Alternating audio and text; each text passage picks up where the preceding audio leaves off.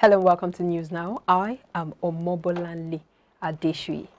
The presidential candidate of the All Progressives Congress, APC, Bola Tinubu, was absent on Thursday as the presidential candidate of other political parties were physically present for the signing of the now-customary peace pact. However, Tinubu's running mate, Kashim Shettima, was present at the signing alongside Atiku Abubakar of the People's Democratic Party, Peter Obi of the Labour Party, Rabiu Kwankwaso of the New Nigeria People's Party, amongst others. The Independent National Electoral Commission, INEC, on September 21, 2022, released the final list of candidates for national elections, namely presidential, senatorial, and federal constituencies, in line with the 2023 elections timetable earlier released in the year. INEC, which confirmed this in a statement by the National Commissioner in charge of voters' education, Festus Okoye, also posted the list on its website. The national chairman of the All Progressives Congress, APC, Abdullahi Adamu, has accused the party's presidential candidate, Bola Tinubu, of appointing members of the Presidential Campaign Council without the approval of the APC National Working Committee. Tinubu had on Friday unveiled a 422-man committee comprising political heavyweights and other notable members of the party to pilot the various subcommittees of the Campaign Council. However, days after releasing the list, Tinubu's Campaign Council postponed its inauguration to accommodate other interests and stakeholders within the party. And as campaigns officially commence ahead of the 2023 elections, the presidential candidate of the People's Democratic Party, PDP, Atiku Abubakar, has promised to restructure Nigeria and devolve power for the benefit of federating units.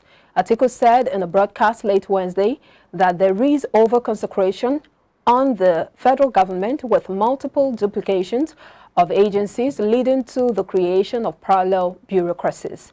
The federating units shall benefit from the devolution of powers to increase their productive capacity for synergy and collaboration with each other.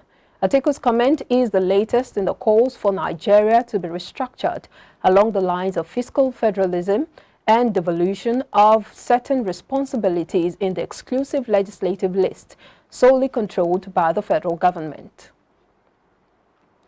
And the Labour Party has applauded the opinion poll conducted by Bloomberg and NOI, which projected its presidential candidate, Peter Obi, as the likely winner of the 2023 election.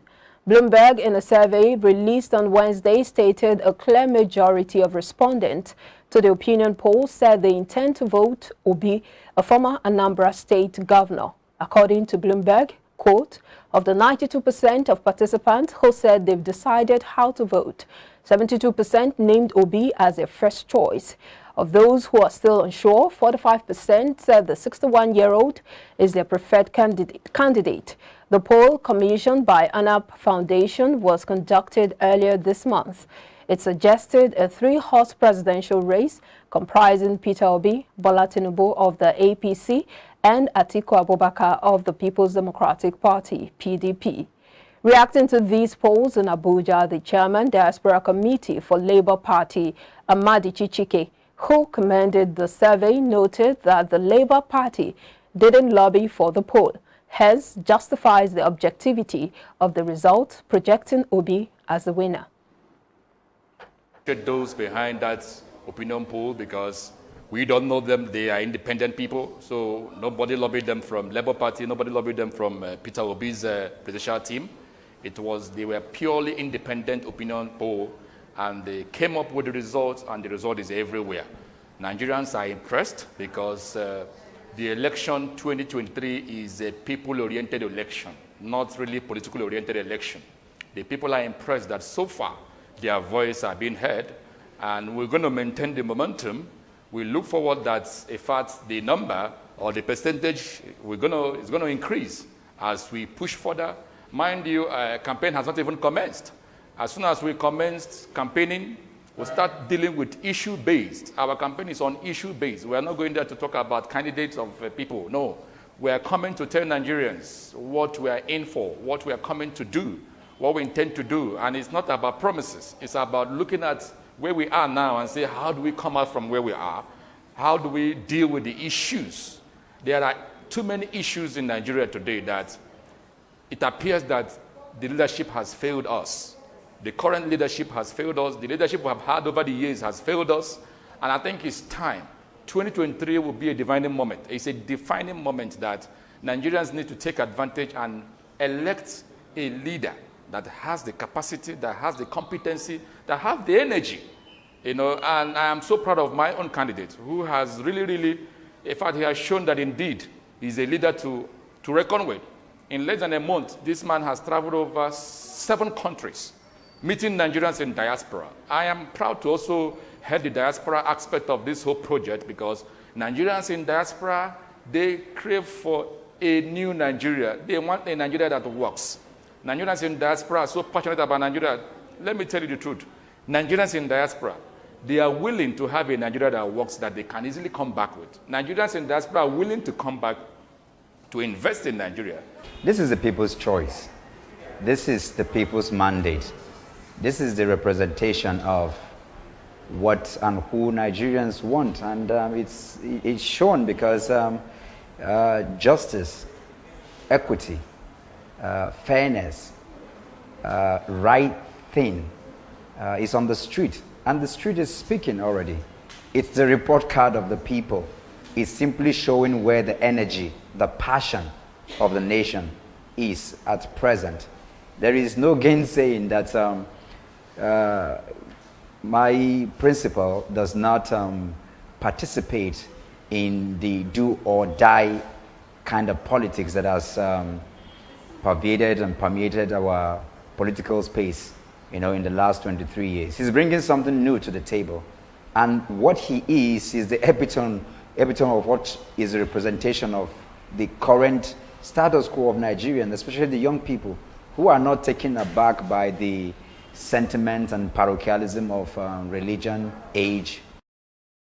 Meanwhile, the national leadership of the Social Democratic Party, SDP, has dismissed the opinion poll projecting Peter Obi as winner of the 2023 election. SDP national chairman, in a chat with IBrandTV in Abuja, said the opinion polls are politically motivated and do not represent the true position of voters. It's nothing. I don't waste my time to bother about it at all. So many opinion polls have been generated have turned out not to be true. The same opinion poll was generated in Ekiti State. Other opinion polls have been generated. It has never come to reality at all. So for me, it's largely politically driven, and I think it has its own implication because the moment you begin to generate some sort of attention to divert attention, it has its own negative consequences. Other people can generate their own opinion pool and they can rubbish whatever that was done. I don't believe in that at all. I don't even bother to go through it at all. I've just had people saying about, I don't care about it, I don't bother about it at all, because it is even too early for anybody to do any opinion poll right now. Campaigns have not commenced. Those propaganda machineries that are being used, people with laptops generating this thing, one person will send 10, 15 something using different systems. It's something that we know. We've been in the system, we've been in the cycle. It never bothers me at all. And it shouldn't bother any serious politician at all. And bandits numbering over 40 on Thursday attacked a joint security checkpoint mounted close to the 35 Battalion of the Nigerian Army along Katsina-Jibia Road, killing a customs officer. A security source narrated that the hoodlums stormed the area at about 2 a.m., riding on motorbikes with sophisticated weapons.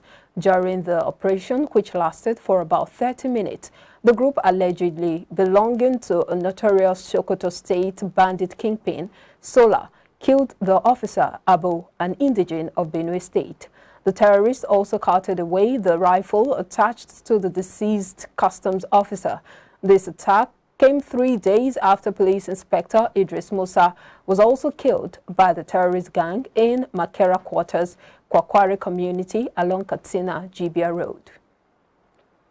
Well, media souls rest in peace. We'll take a commercial break now. When we come back, more news stories from the Africa and foreign scene.